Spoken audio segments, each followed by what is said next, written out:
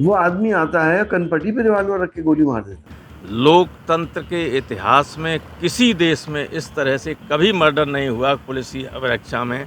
या अब जब अपराध का पराकाष्ठा होती है तो कुछ फैसले आसमान से होते हैं। पुलिस के घेरे में अगर हत्या होती है किसी गुंडे की भी, तो ये लॉ एंड ऑर्डर के ऊपर एक बहुत बड़ा सवाल खड़ा कर रहा है। तो हमला तो खैर पुलिस अभिरक्षा में उमेश पाल के ऊपर भी हुआ था, इनके ऊपर भी हमला हुआ। कस्टडी में लोगों की हत्या हो गई तो फिर हमें ये पूछना चाहिए कि आरोपी जाए कहाँ। क्या अतीक अहमद कोई राज विपक्ष का खोलने वाला था, समाजवादी पार्टी का? कानून का राज नहीं रहेगा तो घटना किसी के साथ हो सकती है। अतीक अहमद और अंसारी जैसे लोग फलते फूलते हैं, राजनीतिक संरक्षण इनको मिलता है और वही लोग आज इनका राजनीतिक बचाव करने भी आ रहे हैं। माफिया अतीक अहमद और अशरफ की हत्या के बाद आम लोगों से लेकर पत्रकारों तक का धड़ा दो हिस्सों में बंट गया है। एक हिस्सा वो है जो इसे जायज ठहरा रहा है, दूसरा हिस्सा वो है जो इसे नाजायज ठहरा रहा है और सीधे तौर पर सवाल मुख्यमंत्री योगी आदित्यनाथ और उनके शासन प्रशासन पर उठाए जा रहे हैं। की हत्या हुई, पिछली बार आपने देखा गाड़ी उसकी पलट गई। उमेश पाल की हत्या हुई, अब ये हत्याएं हुई। पुलिस का क्या रोल है? पुलिस क्या कर रही है? पुलिसकर्मी नहीं थे, साइडों में थे। वो आदमी आता है कनपट्टी पे रिवाल्वर रख के गोली मार देता है। पुलिस तमाशा देखती रह गई। जब जुल्म की इंतहा होती है या अब जब अपराध का पराकाष्ठा होती है तो कुछ फैसले आसमान से होते हैं और मैं समझता हूँ कि ये कुदरत का फैसला है और इसमें किसी भी कमेंट की आवश्यकता ही नहीं है। तो हमला तो खैर पुलिस अभिरक्षा में उमेश पाल के ऊपर भी हुआ था, इनके ऊपर भी हमला हुआ। लेकिन खैर जिन्होंने भी हमला किया वो पकड़ गए हैं। जांच का विषय है, क्यों हुआ, कैसे हुआ, ये आने वाले दिनों में स्पष्ट होगा और जो भी दोषी होंगे उनके ऊपर कड़ी कार्रवाई होगी। ये जानबूझकर की गई हत्या है। लोकतंत्र के इतिहास में किसी देश में इस तरह से कभी मर्डर नहीं हुआ पुलिस की अभिरक्षा में। 5 बार का एमएलए, 1 बार का एमपी और भाई भी 2 बार का एमएलए, उनको पुलिस की अभिरक्षा में मार दिया जाए, ये क्या है? अतीक अहमद और अंसारी जैसे लोग फलते फूलते हैं, राजनीतिक संरक्षण इनको मिलता है और वही लोग आज इनका राजनीतिक बचाव करने भी आ रहे हैं। एक भगौड़े को, एक अपराधी को, एक हत्यारे को बचाने के लिए विपक्ष एकजुट क्यों हो रहा है? यह सवाल विपक्ष की मानसिकता पर खड़ा करता है कि क्या तुष्टीकरण विपक्ष को इतना नीचे गिरा देता है कि वो अपराधियों के बचाव में भी आगे उतर कर आते हैं। तो आखिर योगी आदित्यनाथ के शासन प्रशासन पर सवाल उठाने वाले लोग कौन हैं और क्यों मुख्यमंत्री योगी आदित्यनाथ के शासन प्रशासन पर ये सवाल उठाने जायज हैं, आज बात करेंगे इसी मुद्दे पर। नमस्कार, मैं हूं अविनाश और आप देख रहे हैं अनकट। अतीक अहमद और अशरफ की हत्या अगर आम हत्या हुई होती तो शायद मुख्यमंत्री योगी आदित्यनाथ और उत्तर प्रदेश की पुलिस को कटघरे में खड़ा नहीं किया जाता। लेकिन ये हत्या हुई है तब जब अतीक अहमद और अशरफ को 17 पुलिस वालों ने घेर रखा था। 17 पुलिस वाले उसके साथ चल रहे थे और उसे लेकर के अस्पताल में गए थे। साफ है कि यह हत्या तब हुई है जब अतीक और अशरफ जैसे अपराधी, जो कि बहुत बड़े अपराधी थे और उन्हें पुलिस के हिरासत में मारा गया है, पुलिस की हिरासत के दौरान उनकी हत्या की गई है। तो स्वाभाविक है कि ये सवाल तो सरकार पर उठेगा ही उठेगा कि आखिर जब इतने पुलिस वाले वहाँ मौजूद थे, पूरी की पूरी पुलिस फोर्स वहाँ मौजूद थी, तो एक भी पुलिस वाले ने वहाँ पलटकर गोली क्यों नहीं चलाई और क्यों नहीं ये 17 पुलिस वाले अतीक और अशरफ को बचा पाए?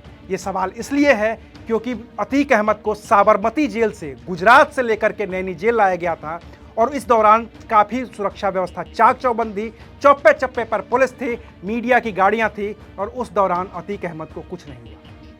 अशरफ के साथ भी यही हुआ। उसे बरेली की जेल से निकाल करके नैनी जेल लाया गया था। उस दौरान भी पुलिस की गाड़ियों का काफिला मौजूद था। उस दौरान भी अशरफ पर कुछ नहीं हुआ।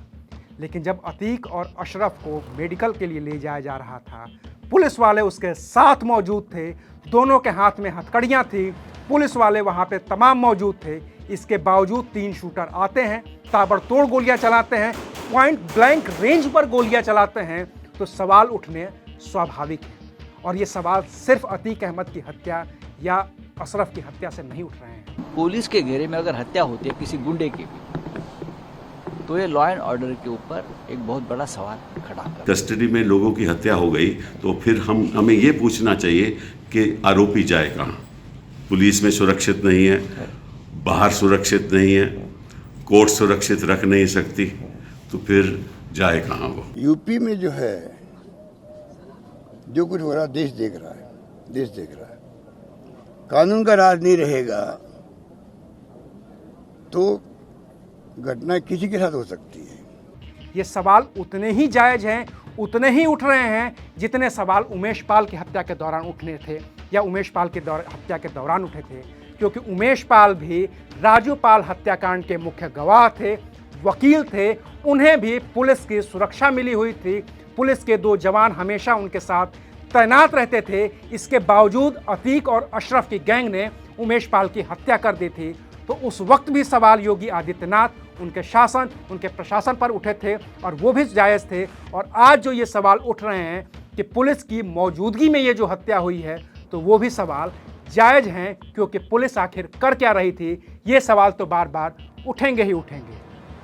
अब इस मामले में लीपापोती करने के लिए भले ही ये कह दिया जाए कि अतीक और अशरफ के सुरक्षा में जुड़े जो 17 पुलिस वाले थे उनको सस्पेंड कर दिया गया है, उनको हटा दिया गया है, लेकिन सवाल अपनी जगह पर कायम है कि क्यों नहीं पुलिस इतनी चाक चौबंद थी, क्यों नहीं पुलिस इतनी चौकन्ना थी कि उसके हाथ में अतीक जैसा बड़ा माफिया है जो 43 साल से इलाहाबाद में जराइम की दुनिया में राज कर रहा है, तो उसकी सुरक्षा व्यवस्था चाक चौबंद होनी चाहिए।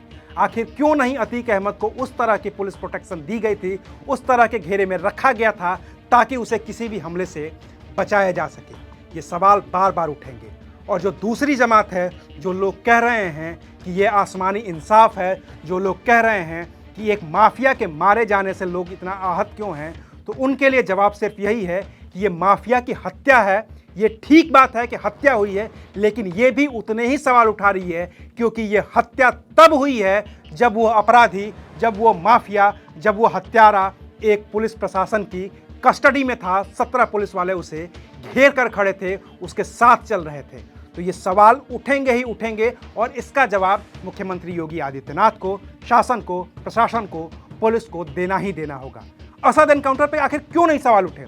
असद एनकाउंटर पे इसलिए सवाल नहीं उठे क्योंकि पुलिस ने ये जो दावा किया है, जो कहा है कि ये एनकाउंटर सही था और असद ने गोली चलाई थी, आत्मरक्षा में पुलिस वालों ने गोली चलाई, तो उस एनकाउंटर पे उतने सवाल नहीं उठेंगे। वो फरार अपराधी था जिस पे 5 लाख का इनाम घोषित था, उसके एनकाउंटर पर कोई सवाल नहीं है। लेकिन अतीक की हत्या पर सवाल उठेंगे ही उठेंगे, क्योंकि उसकी हत्या पुलिस की मौजूदगी में हुई है, दिन दहाड़े हुई है, भरे चौराहे हुई है।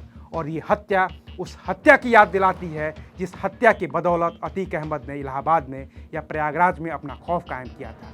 वो हत्या थी 1989 में हुई चांद बाबा की हत्या, जो चांद बाबा इलाहाबाद पश्चिमी से अतीक अहमद के खिलाफ चुनाव लड़ा था, खुद भी माफिया था, लेकिन अतीक अहमद और उसकी गैंग ने सरेआम भरे चौराहे चांद बाबा की हत्या कर दी थी और उसके बाद ही जराइम की दुनिया में अपना बड़ा नाम कायम किया था। और अब अतीक अहमद को भी उसी तरीके से भरे चौराहे सरेराह हत्या की गई है, लेकिन इस पर सवाल उठ रहे हैं क्योंकि अतीक अहमद तब उत्तर प्रदेश की पुलिस की कस्टडी में था। तो आज के लिए बस इतना ही, फिर मिलेंगे नई खबर के साथ। देखते रहिए अनकट।